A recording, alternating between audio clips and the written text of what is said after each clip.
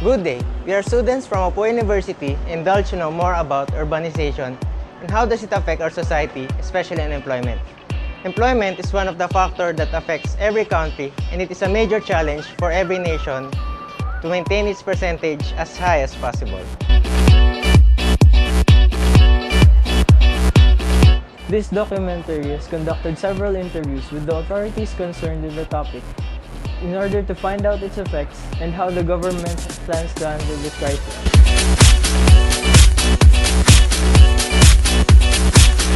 My name is Venzon.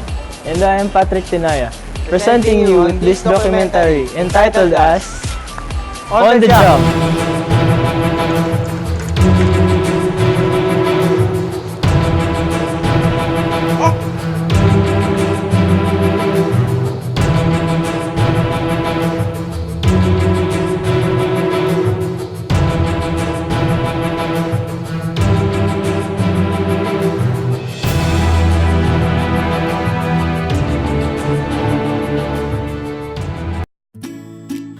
Urbanization. What is urbanization? Urbanization can be defined as the process where towns and cities are formed and become larger as more and more people begin living and working in central areas. In simpler terms, urbanization is urban migration, and due to this process, land on countryside remains uncultivated while people settle for indoor workloads. Accordingly, urbanization is very common in developing and developed worlds as more and more people have the tendency of moving closer to towns and cities to acquire privileged social and economic services as well as benefits. These include social and economic advantages such as better education, healthcare, sanitation, housing, business opportunities, and transportation. What are the reasons why people tend to migrate to urban areas? The reasons why people tend to migrate to urban areas is that it offers a number of jobs compared to rural areas, especially on a developing country like the Philippines. Majority of people frequently migrate into urban areas to access well-paying jobs, which is readily available. These sectors are public health, education, transportation, sports, and recreation, industries and businesses, enterprises. Services and industries generate and increase higher value-added jobs, which leads to more employment opportunities. For this reason, people from rural or provinces tend to stay on places like Metro Manila, wherein it is the center of the Philippines and a center for job opportunities.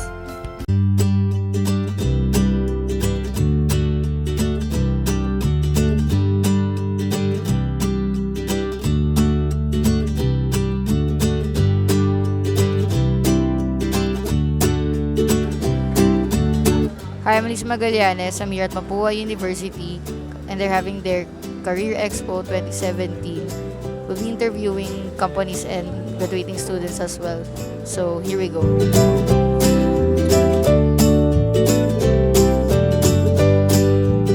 Is there any conflict with the company if the student is irregular, knowing Mapua students? Most of Mapua students are irregular. I think the good thing about Ingram Micro is that when it comes to that kind of question, Ingram Micro is very open, regardless of the educational background. So if the student is actually irregular, it doesn't matter as long as he or she was able to accomplish or to finish the courses or the degree. And also when it comes, if the student is still studying or an undergraduate, of course, we require the student to have at least an experience, but a minimal experience, at least 6 months to 1 year. So very much flexible when it comes to educational. Somehow, yes, upon the resume, but upon the interviewing, yung interview na, it depends naman if sa skill set niya is outstanding naman siya, even though irregular siya during college, we don't judge naman like. So it's upon the skills. That would depend on role. If let's say that it's for an entry-level position, or if we're talking about supervisors, managers, then that has an impact. And I don't think that's just our company. but rather for all of our for other companies as well. Do you think urbanization is the cause of employment or the other way around? Yeah, I think it's urbanization that causes employment. It's not actually urbanization itself, but the student itself. So urbanization is one of the factors that gets us employed. So technically, on top of urbanization, it comes with technology. Of course, the fast-paced technologies, the increase of or of the fast pace of our environment. I think that's one thing. So urbanization is, I think, one of the cause of being employed for all of us. Yes, I think kasi maybe the more urbanized the area is, the more employment arises in that certain location. Because for it to be considered urban area, there must be a lot of working opportunities, and at the same time, the amenities should be available. So I believe it's a factor. What is the status of employment in the Philippines? Employment in the Philippines is divided into two categories, employed and unemployed. Employed refers to persons in the labor force who are reported either as at work or with a job or business, although not at work. Persons at work are those who did some work, even for an hour during a reference period. Underemployed refer to employed persons who express their desire to have additional hours of work in their present job or have a new job with longer working hours. Unemployed, on the other hand, refers to persons in the labor force who are reported as without work, currently available for work, and seeking work or not seeking work due to the following reasons: belief that no work is available, awaiting results of previous job applications, or because of temporary illness or disability, bad weather, or waiting for rehire or job recall. Out of the estimated 68.7 million population 15 years old and over in October 2016, 43.7 million persons were in the labor force. The employment rate in October 2016 stood at 95.3%. More than half of the employed population were in the service sector, 28.3% were in the agriculture sector, and the rest were in the industry sector. Those engaged in elementary occupations made up the largest occupational group, as they comprised 27.5% of the employed population. Managers came next at 16.6% of the total employed population. 3 in every 5 of the total employed persons were wage and salary workers. 27.6% were self-employed. 3.2% were employers in own family-operated farm or business, and 8.6% were unpaid family workers. We are here now at Bureau of Local Employment, and we are to interview Ms. Robelyn C. Revilla, the Labor and Employment Officer of this sector. So what is the current situation of the Philippine employment? For the past few years, actually, our employment level has been improving because our unemployment level have declined since 2010. So as of now, it's at 95 point something percent. So we have only 5% level of unemployment. So this is the lowest since 2010. So it's actually improving during the past 5 years. So, ma'am, which region here in the Philippines has the rate of unemployed, or has the highest rate of employment? Actually, contrary dun sa alam natin, yung regions na mas matataas ang employment ay actually yung mga provinces. Unlike ang high unemployment rate are yung NCR, Region 3 and 4A. Bakit ganon? So, ina-expect natin na mataas ang employment level sa cities, pero actually hindi ganon ang nangyayari. Bakit ganon? Kasi may factor tayo na internal migration. Internal migration is wherein yung mga population from the provinces, they move into the cities. So, they became part of the labor force ng mga cities. So, kung titingnan natin, yung mga unemployed sa cities actually hindi residents ng cities ng regions ng NCR Region 3 or 4A, but those who came from the provinces. So gayon. Yung high employment rate, ang reason bakit high employment rate sa mga regions is kasi doon maraming available jobs. Pero hindi natin, kung titignan natin yung other indicator ng employment, which is underemployment. This is yung indicator na employed ka na nga, gusto mo pa ng other forms of labor or additional work. Kasi underemployment, it is also an indicator of the quality of jobs na available. So pag titignan natin sa NCR, yung sa mga urbanized cities, mababa ang underemployment rate. Ibig sabihin, yung mga quality ng jobs dito sa urban cities is magaganda. They pay well. Kaya hindi na kailangan humanap pa ng ibang work. Unlike sa regions, kapag chinek mo ang underemployment rate nila, sila yung mas matataas. Ibig sabihin, yung mga tao sa regions, kahit employed na sila, naghahanap pa rin sila ng ibang work. It is defined that urbanization is the process where towns and cities are formed and became larger as more and more people begin living and working on central areas. Based on this definition, is this a reason to classify Metro Manila as an urbanized city?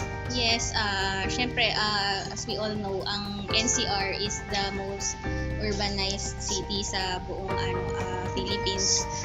And then meron din namang mga urban areas na din sa regions. Pero yung buong Metro Manila kasi yung is highly urbanized kasi andito yung concentration ng mga establishments wherein dito rin natin mahanap yung mga jobs and employment. So dito yung parang sentro ng employment.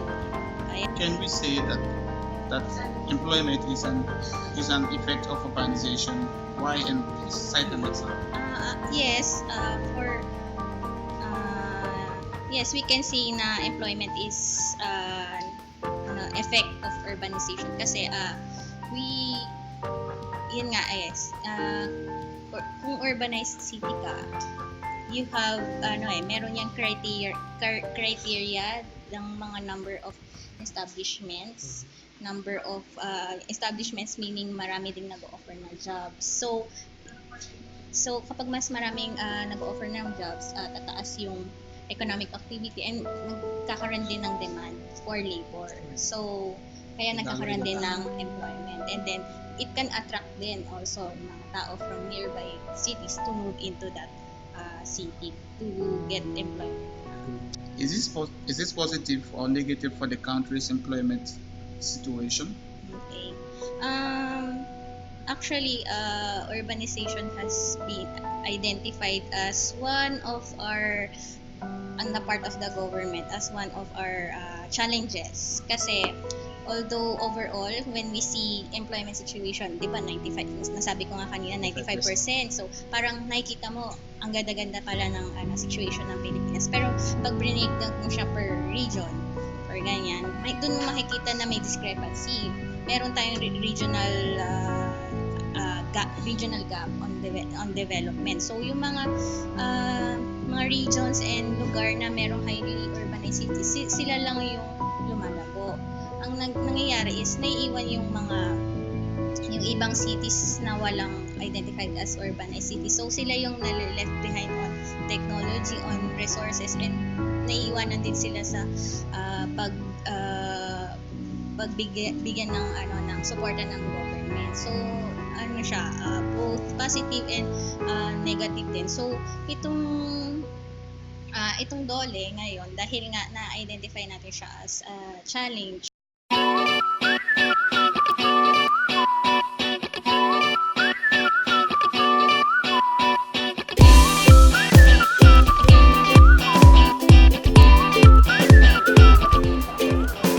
Good day! We are students from Apo University and indulge to know more about urbanization and how does it affect our society, especially in employment. Employment is one of the factors that affects every country, and it is a major challenge for every nation to maintain its percentage as high as possible. This documentary is conducted conducted several interviews with the authorities concerned with the topic in order to find out its effects and how the government plans to handle this crisis.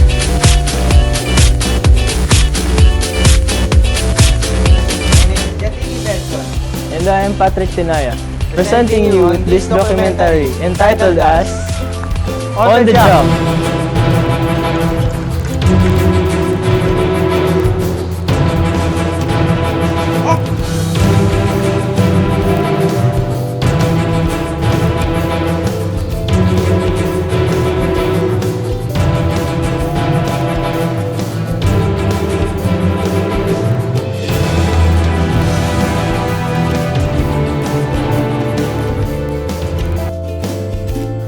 Urbanization. What is urbanization? Urbanization can be defined as the process where towns and cities are formed and become larger as more and more people begin living and working in central areas. In simpler terms, urbanization is urban migration, and due to this process, land on countryside remains uncultivated while people settle for indoor workloads. Accordingly, urbanization is very common in developing and developed worlds as more and more people have the tendency of moving closer to towns and cities to acquire privileged social and economic services as well as benefits. These include social and economic advantages such as better education, healthcare, sanitation, housing, business opportunities, and transportation. What are the reasons why people tend to migrate to urban areas? We can classify urbanization as the cause of employment for big cities such as Metro Manila. It is because urbanization attracts investors wherein they stay on a specific place, and these investors attract province men to stay on those places too. So this is the process called as internal migration, wherein province men became the labor force for urbanized cities.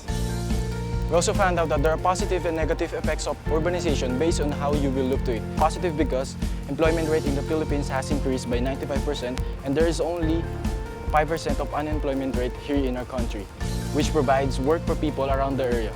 On the other hand, there is negative effect of urbanizations, such as it brings more and more people to the cities, like in Metro Manila. We hope that in the next couple of years, with continuous urbanization taking place here in the Philippines, there will be a 0% unemployed. Again, I'm Fhranz Alimorong. I am Paolo. I am Timipiere. And this is On the Job!